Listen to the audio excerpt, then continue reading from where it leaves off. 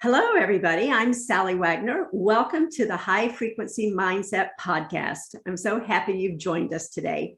And I can't wait to introduce you to my guest today. Joining me is Mike Raber. Mike, welcome. Thank you so much for being here. Thank you, Sallie. My pleasure. It's great to be here. Awesome. Well, let me tell people about you because you have a fascinating background. Mike is a #1 international best-selling business author, speaker, and coach. His skills and capabilities of leadership, building relationships, growing different businesses, and writing a book with his daughter on the secret to raising financial savvy kids helped to make him the father, business, and wealth architect he is today. I love that you're doing that with your daughter. Thank you.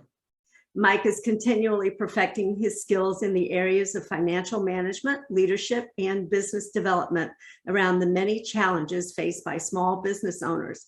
He offers a bonus of having a real estate, business, insurance, and financial planning background. He has also written a book sharing many lessons learned from starting, building, and selling a business 100% by referral. Mike works with coaches, influencers, and professionals who are striving to be thought leaders. He helps them fully understand their own superpowers or core genius and step into their purpose as they help their clients obtain peace and profitability in their business. Mike created a powerful framework to help his clients remove false beliefs that often get in their way, such as dealing with imposter syndrome and the many challenges faced by small business owners. Mike helps his clients reach financial liberation through creating community. That is a fabulous statement. And what I know about you, as I've known you over approximately the past year, I think that fits you perfectly.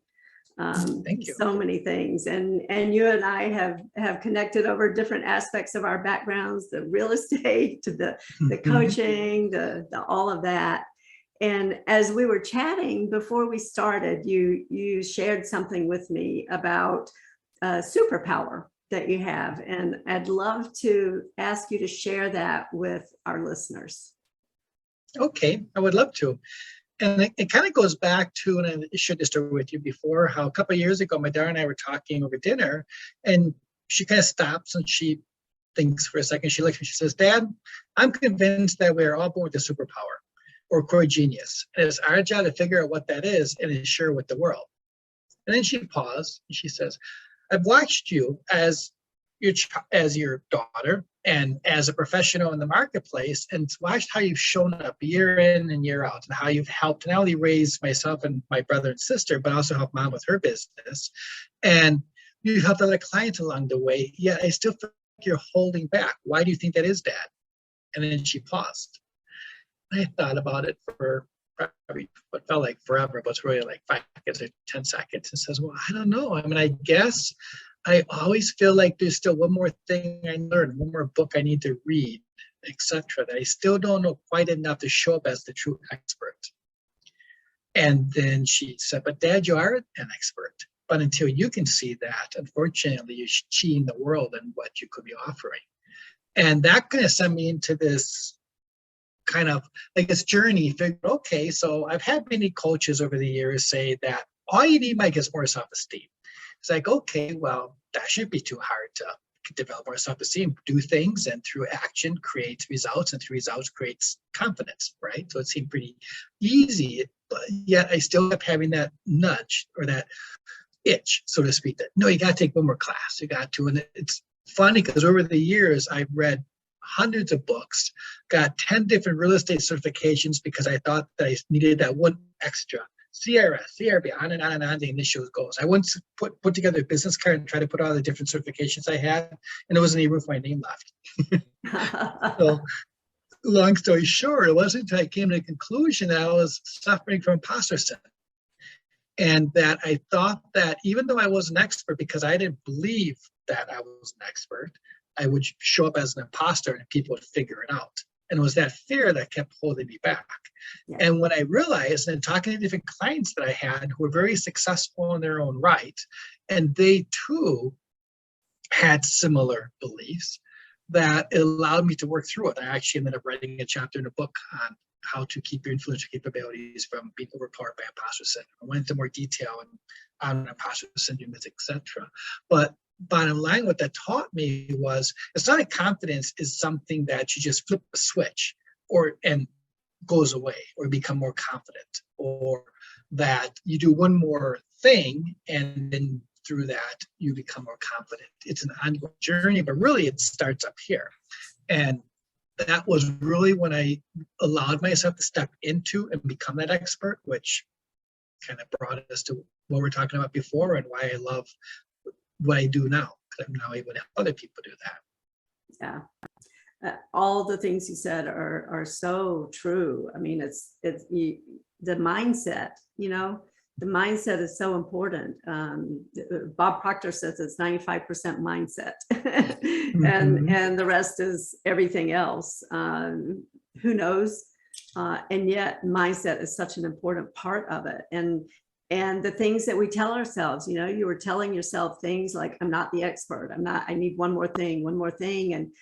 And it's not what you don't know that holds you back, right? It wasn't those books you hadn't read and those certificates you hadn't earned yet.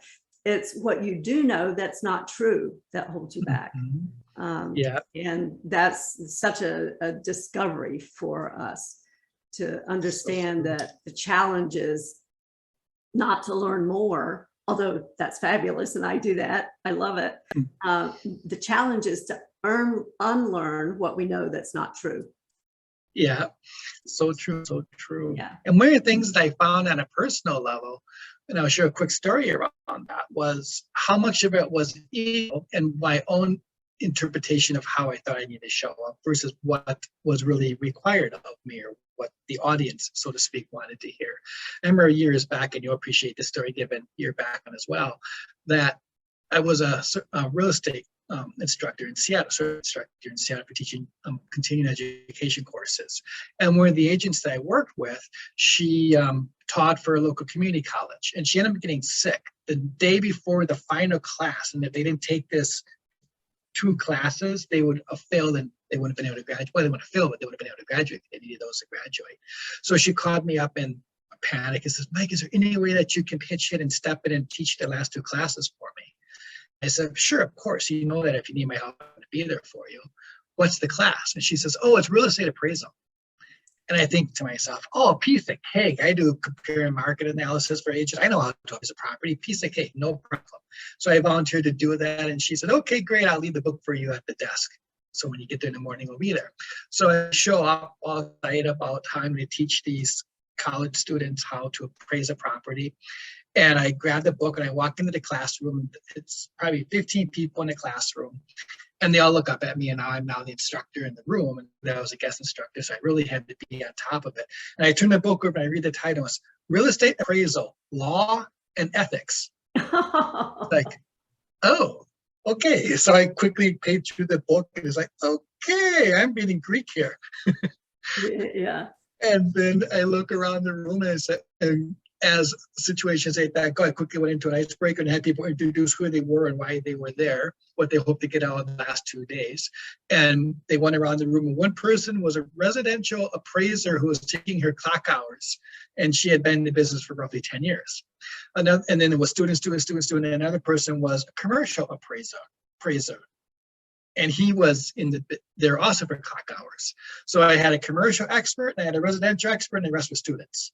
It's like, okay, talk about imposter syndrome. If I could have climbed underneath the table and escaped, I would have right then and there. But it's like, okay, how am I going to pull this off? Because I can't read from the book. I knew that they already read the chapters because it was their final 2 weeks of class. Yeah. And at that point, they knew more than I did. And the 2 experts would certainly see me as being that imposter, right?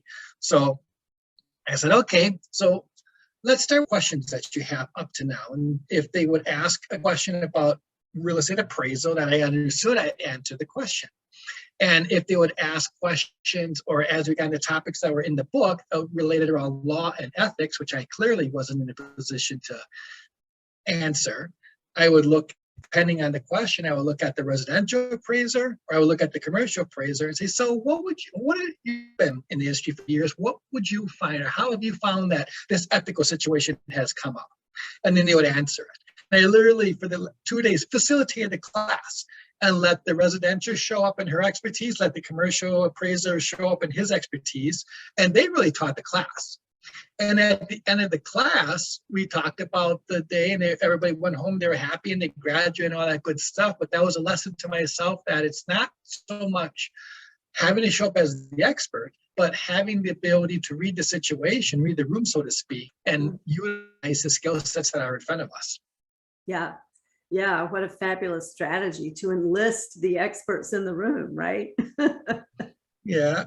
Yeah. I then quickly went home and called the appraisers that I worked with, who I got in arguments over the phone because one appraiser undervalued a property because it was a land loan, and he appraised the land, and the value that was truly there was the structure. And I did it as the value of the whole property. And we went around there because obviously, ethically and legally, he valued was a land loan. Therefore, he could give value to the land. It didn't matter what the structure on the property was worth. Yeah. And so I called everybody that I knew and apologized. And said, no, I found religion. I realized that legally I wasn't fair to you guys. I'm sorry. Wow, that's awesome. I love that, how you were able to use the strengths and the assets that were available to you, right? Yeah. And it's all about the mindset. I think everything goes back to the mindset. Very interesting. So I remember you telling me a story once about your daughter applying for an orchestra. Is that, am I remembering correctly? And there was a really interesting way that you helped her to reframe it and gain a different perspective on it. Yeah, definitely. And that kind of ties into the mindset too as well. Whereas she was a sophomore in high school and she was in one orchestra that they had called Flute Chorale, which is a flutist. And she wanted to become part of this, what they call the Philharmonic Orchestra, which was an orchestra. And some of her friends were in there. And anyway, she got waitlisted. She got into the one, but she got waitlisted in the other. And both happened to be on the same day. One was from 4 to 6, and the other was from 6:30 to 9:30. And of course, tears are streaming down her face, and she's upset. Dad, I can't believe I got waitlisted. I practiced so hard. It's not fair. And she starts to go into a pity party. And I said, Sabrina, first of all, fairness has nothing to do with it. You practiced and you truly had the skill sets, but for whatever reason, really you get 3 answers in life: yes, no, or not now. It's not yes because you're waitlisted. It's not no because you're waitlisted, which means it's not now. Right? So I said, you can't control always the end result, but you can control the action and what you put into getting you towards that end result. So, and she goes, yeah, I know, I practice. I said, I understand that. But hypothetically, since you have to go there anyway, you're done at 6. What if you were to go over to the orchestra room and for a half hour, put yourself in a mindset, act as if you were already there, you were already part of the orchestra. How would you show up? What would you do? She says, well, the first half hour, I guess we set the room up and we get everything ready, and I would help with that. So I said, okay, good, do that. So she did that day or week 1, and then the orchestra started practice and she left. And the third week of seeing her do this, I was starting to second guess myself, why signing her up for continued failure? This poor kid is always obviously upset. She can't stay and be part of the orchestra. So I asked her, I said, Sabrina, I see you're upset. Are you okay with this? I mean, I am so appreciative of the fact that you are continuing to show up like you are. Are you okay with that? She says, well, Dad, I'd rather be in the room for a half hour a week than not at all. So yes, of course I'm disappointed, but I want to be part of the orchestra. And even if that just means helping to set up, I'm good with that. So I said, good. So towards the end of the 4th week, I get a call from the senior conductor who says, hey, Mike, I just want to let you know that I've opened up another chair for your daughter. I love having her there. She's been such a valuable part of the orchestra, and I would love to have her part of it. And that became her experience. And then she ended up going all the way to the top of the orchestra, the symphony there. And the interesting thing about it is now, as an adult, as graduate from grad school, she is now the director of outreach for the same symphony. Wow. So she went from being waitlisted and ready to throw in the cards and fighting through it and mentally putting herself in a mindset. And then she broke through that, and now she's there as an employee versus a musician. Wow, that is an amazing story. And Thank you. there's so many things to it, right? It's the mindset, it's taking those steps regardless, right? It's following the system. Well, and you asked her the perfect question. Well, what would you do if you were there? And she identified it, and she took those steps. And as she took those steps, it came into her life. Yeah, so true. Yeah. And sometimes practicing or being ready as, say, a technician or as a musician, that's very important. But if there's only 2 chairs and the 2 chairs aren't open, doesn't matter how much you practice, there's only 2 chairs, right? Yeah. However, again, through the proper mindset, doesn't mean there can't be 3 chairs if there's a reason for that. Yeah, exactly. That is such an amazing story of triumph and success, and important principles of the mindset and following the system and taking the steps, because it's not just thinking happy thoughts like Peter Pan, right? We still are responsible to take action on everything. It's kind of like my little formula, MSG: mindset, skill set, get off your asset. Clearly she had the right mindset as you guided her to reframe it and get that different perspective. Clearly she had the skill set, or she never would have even been considered, right? She was a musician. She is a musician. And then those action steps really sealed the deal for her. So definitely. And it's hard, I think, when it's earned with the proper mindset, but then when you also earn the right to have that, well, not earn the right to have that mindset, when you earn the right to accomplish the results that the proper mindset will give you. Fast forwarding, now she's a sophomore in college, and she got a scholarship to Ohio State as a flute performance major. And they have auditions every year for the seat to see where you sit at the upcoming year. And one of her classmates, who was also her friend, was she had played a couple of years before, so she knew how to play the piece really well. And she's giving her classmate advice on how to play the piece better for audition. And afterwards, she plays the piece, the audition, and her director walks up, Sabrina, you know that you two are auditioning for the same seat, right? And my daughter says, yeah. So is it a good idea to give her advice on how to play the piece better when she's competing with you? And my daughter didn't even skip a beat. She looked at her, she smiled, she says, first of all, we're not competing with each other.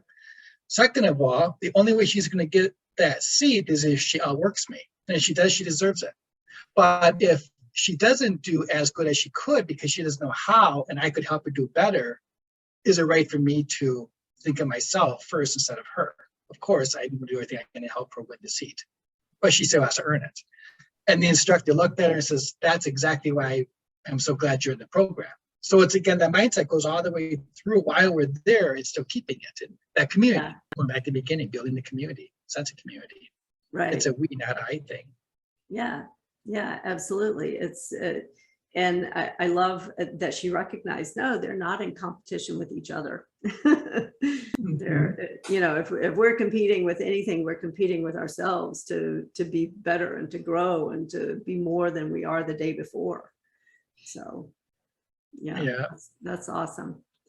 Thank you. So I'm curious about the book you're working on with your daughter. Yeah, well, we are working on the book that her and I are working on is called the Parenting That Makes Sense: The Secret to Raising Financially Savvy Kids.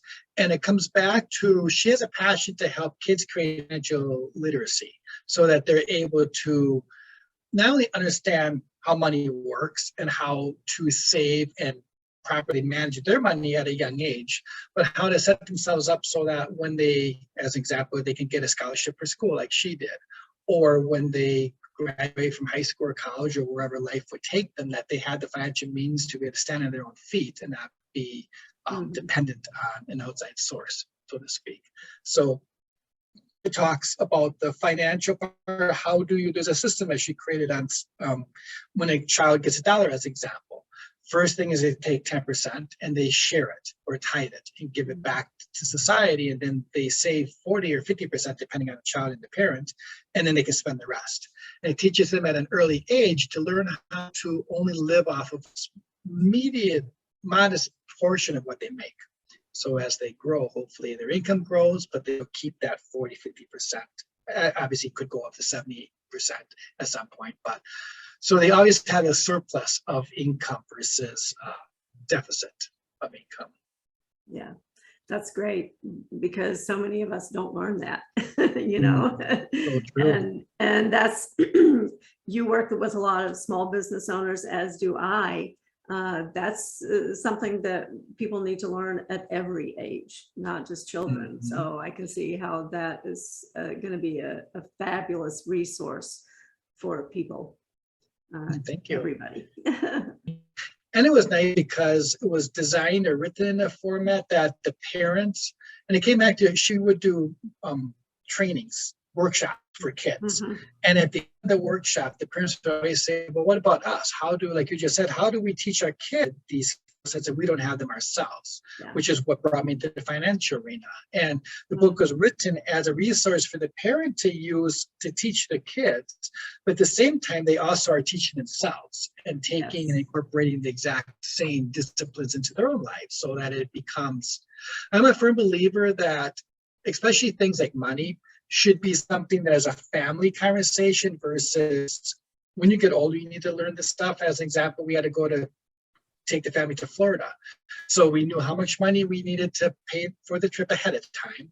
And the kids were involved. And every Sunday after dinner, we would go through our family budget and make sure that there was money set aside for that. And because the kids had skin in the game, they held us accountable. There was one time I wanted to buy pizza for the kids, as an example, because I didn't want to cook dinner. I pulled into this take and bake pizza place, and my daughter Sabrina was 9 at the time. Was, Dad, is pizza budget? I was like, no, it's not. I'm tired. I want to cook dinner. And our twins, who were 6 at the time, was, Daddy, Florida. We want to go to Florida. So we went home and they helped me cook dinner. And at the end of the day, they were more tied to it than I was at the time. It's building the awareness, though, right? And what a fabulous lesson for them and for you. And now you're sharing it with other people, and it will help them. You know, we hear a lot about generational wealth and what an important thing that is.